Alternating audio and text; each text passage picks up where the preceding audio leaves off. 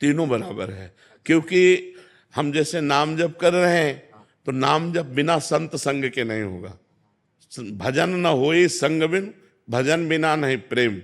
तो भजन का मूल है सत्संग, सत्संग से भजन होगा और भजन से ही प्रेम प्राप्ति होगी। और सत्संग और भजन दोनों का फल है कि समाज में, व्यवहार में, हम सब में परोपकार की भावना और भगवत भावना करें। तो तीनों का एक कनेक्शन जुड़ा हुआ है, तीनों में से एक भी हट जाए तो मामला गड़बड़ हो जाएगा। अगर हमारा व्यवहार बिगड़ गया, हम भजनानंदी हैं तो हमें भजन में विक्षेप पड़ जाएगा।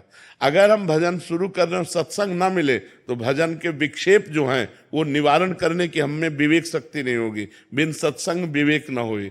और सत्संग और भजन दोनों का फल है कि व्यवहार रामाकार हो जाए, व्यवहार भगवदाकार हो जाए। इसलिए तीनों आवश्यक हैं। साधक को तीनों ही करने चाहिए, भजन करना चाहिए, सत्संग करना चाहिए और परोपकार करना चाहिए। परहित सरिस धर्म नहीं, क्योंकि बिना व्यवहार के, बिना क्रिया के हम रह नहीं सकते। एक क्षण भी बिना क्रिया किए नहीं रह सकते।